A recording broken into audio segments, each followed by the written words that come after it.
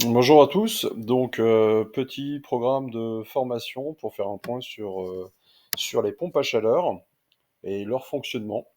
On commence donc par la table des matières. On va aborder la question de ce qu'est l'énergie, entre énergie fossile, ENR, ENR-R. On va parler également des sources d'énergie qui sont présentes au sein de la maison.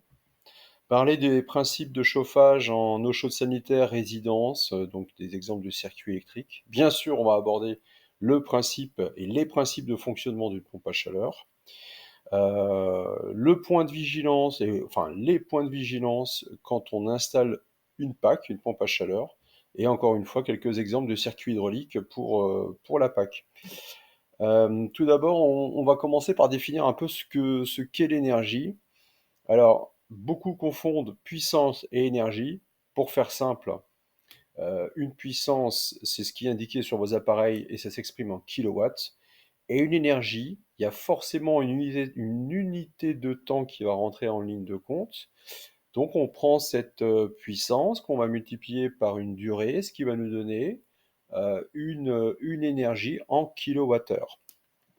On va faire le point avec on va aller voir la définition de Jean-Marc Jancovici, qui est ingénieur et enseignant à l'école des mines, et qui nous dit très simplement, donc l'énergie, c'est un changement d'état de la matière. Donc pour passer de l'état gazeux à l'état liquide, ou de l'état liquide à l'état gazeux, ben, il faut de l'énergie, il y a une retransmission de l'énergie. Donc l'énergie, elle se prend, elle se redistribue. Par contre, il y a une loi de conservation de l'énergie. Ça veut dire que l'énergie ne se perd pas. Elle se déplace, mais en aucun cas, on va la perdre. Donc rapidement, hein, sur ce qu'est l'énergie, principe de fonctionnement d'une pompe à chaleur.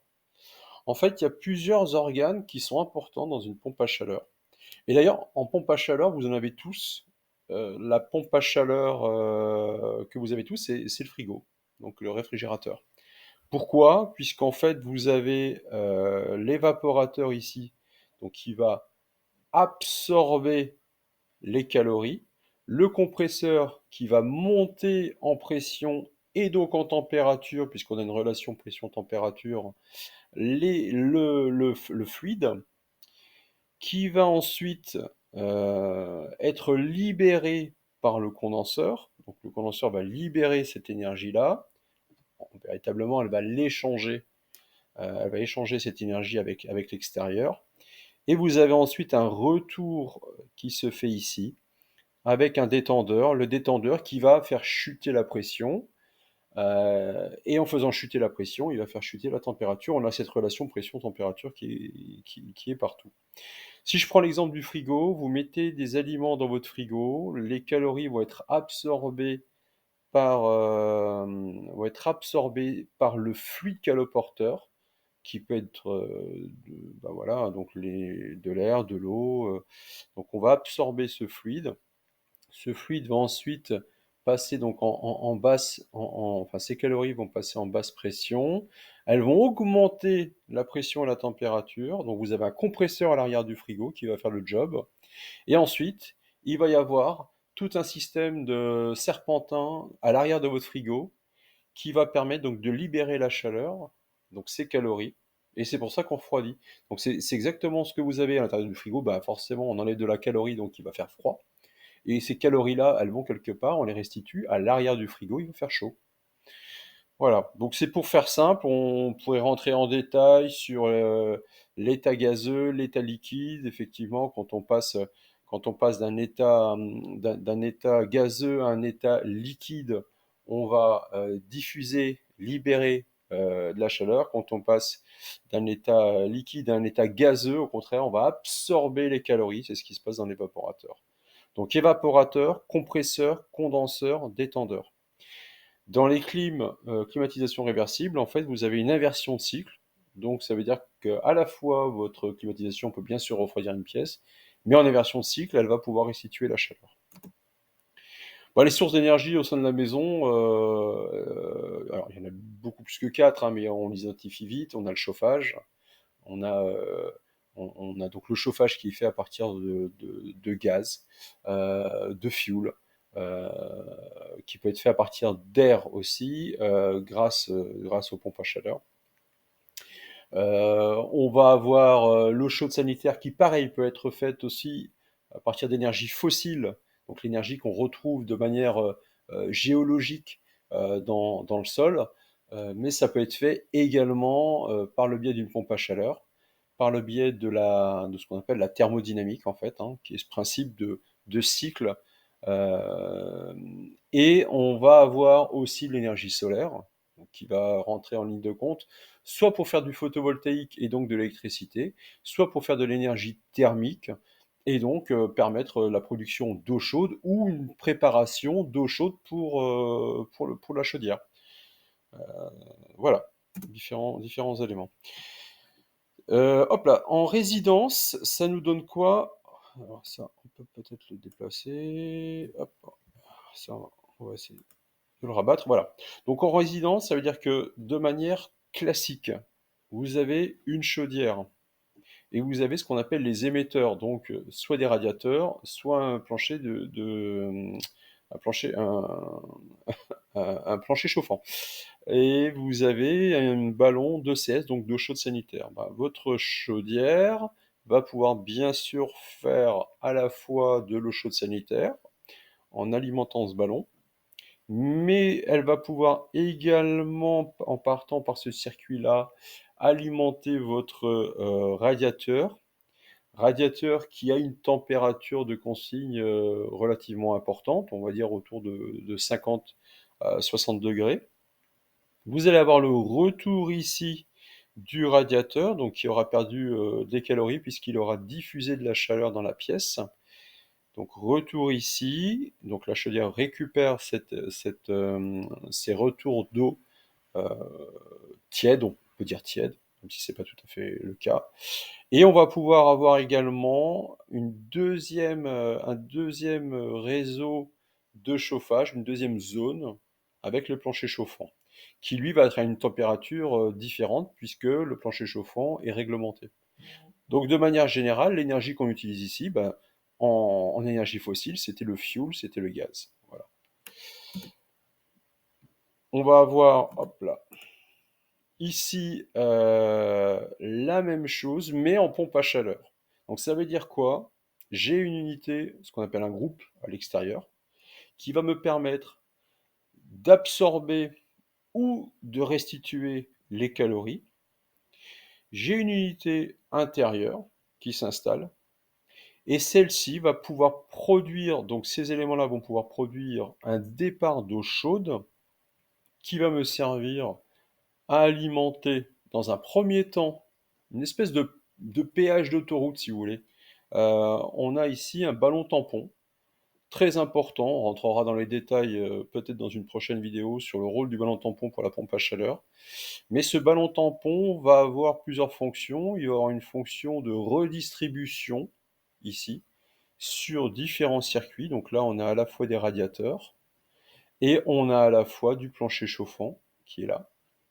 Donc je pars, donc le rouge c'est la chaleur, hein, c'est le point chaud, et je pars toujours de mon point haut, puisque le chaud est plus léger que le froid.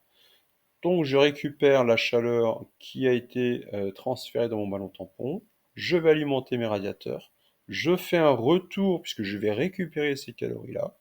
Les calories d'échange qui ont été faites, elles sont intéressantes. Je vais repiquer dans mon ballon, et permettre ainsi d'avoir une température, ce qu'on appelle en stratification. Donc du point le plus froid, qui est en bas, au point le plus chaud, qui est en haut.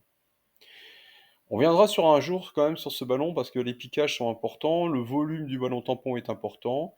Mais pour faire simple, aujourd'hui, l'idée c'est que ce ballon tampon va éviter à la pompe à chaleur de faire des démarrages intempestifs, ce qu'on appelle des courts cycles. Donc démarrer de manière répétitive et du coup de surconsommer. C'est pour ça que c'est un élément très très très important. Je ne parle pas des différents éléments des organes de sécurité, qui sont bien sûr tout aussi importants. Ce sera l'objet d'une prochaine vidéo. Mais voilà, juste pour comprendre, donc votre frigo, si vous voulez, c'est un peu un frigo coupé en deux. avec une partie où je vais absorber ici, et là j'ai mon compresseur à l'intérieur, donc je vais pouvoir comprimer mes fluides et monter en température, redistribuer ici, et étant ici, donc je vais avoir un échange entre mon fluide caloporteur et donc entre mon gaz frigorigène et mon eau. Je ne vais pas être en contact direct, je vais être en contact indirect par un échangeur à plaques qui va me permettre de récupérer les calories au niveau de l'eau, de les échanger et de les distribuer. Voilà.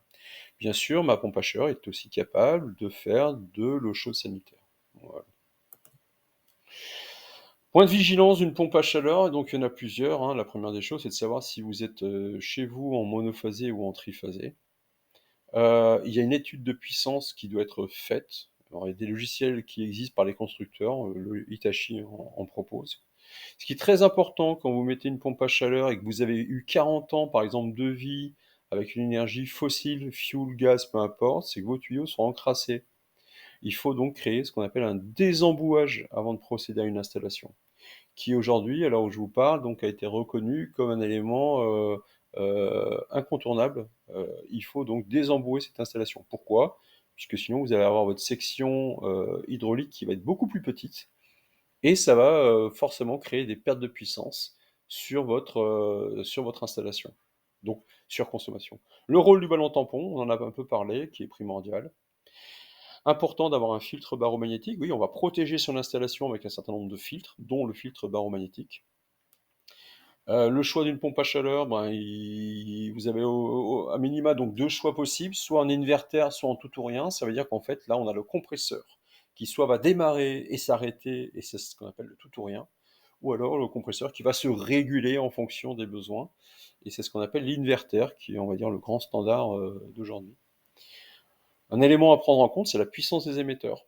On oublie de le dire, mais en fait, il ne s'agit pas juste uniquement de prendre une pompe à chaleur et de l'échanger à la place d'une chaudière. Non, mais il y a toute une étude qui se fait à la fois sur le type de tuyauterie, donc les diamètres qui sont importants, et également sur la puissance des émetteurs pour que votre pompe à chaleur corresponde exactement aux besoins de la maison. Recommandation des constructeurs, donc en termes d'installation, des groupes extérieurs, des groupes intérieurs, il y a des prérogatives. On n'installe pas un groupe extérieur n'importe où, on l'installe pas n'importe comment. Les constructeurs mettent tout ça sur papier, c'est très très important que les installateurs suivent exactement les prérogatives pour éviter bon nombre de problèmes par la suite.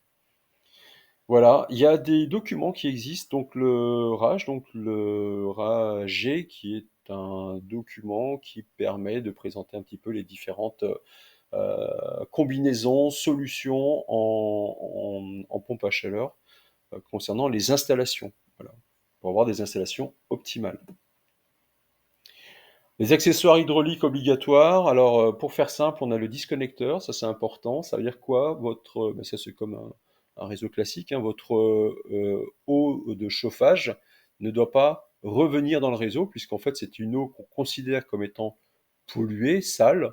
Le fait de la faire revenir dans le réseau public, on va dire, entraverait le côté sanitaire de ce réseau-là. Donc là, il y a un disconnecteur qui est mis en place, une espèce de clapet anti-retour.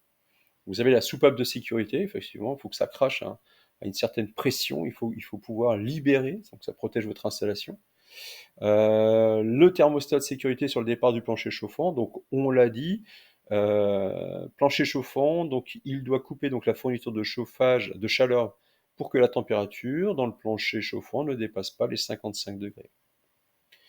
Thermostat de sécurité sur le départ du plancher rafraîchissant, donc on a la même chose, oui, on n'en a pas parlé, mais un plancher chauffant peut faire aussi rafraîchissement, à condition que soit le carrelage, soit le parquet a été étudié et accepte le plancher, le rafraîchissement. Sinon, vous vous retrouvez avec une petite piscine dans la maison, enfin petite, plus ou moins petite. Vase expansion. Alors, l'eau en chauffant va se dilater, donc plus de volume. Et donc, il va falloir absorber cette dilatation, et c'est le vase expansion qui le fait. Purgeur d'air, manomètre, vanne d'équilibrage, enfin voilà, tout ça, c'est des choses, bon, pot de décantation, filtre-à-tamis, des éléments importants, mais sur lesquels on pourra revenir sur une prochaine vidéo. Voilà, des exemples, bon, bah, il y en a pas trop. Donc merci, c'était relativement bref, juste quelques points d'information et surtout quelques points de conseil. Je vous invite à aller consulter, le document Le Rager, qui permettra de vous familiariser avec l'ensemble des points importants d'une pompe à chaleur. Et encore une fois, n'hésitez pas enfin, n'hésitez pas, forcez-vous, obligez-vous à faire 3 devis le jour d'une installation. Il y a des aides et ne tombez pas dans le piège des vendeurs d'aides, d'accord? Vous êtes bien sur une solution à long terme de chauffage et d'eau chaude sanitaire. C'est pas rien, c'est primordial. Et surtout, quand vous faites une installation, prévoyez tout de suite la maintenance. Qu'est-ce qui va se passer après mon installation? Qui va venir? Qui va intervenir? Quelles sont les compétences des uns et des autres? Et voilà. Donc c'est important. Merci à vous. Très belle journée. À bientôt.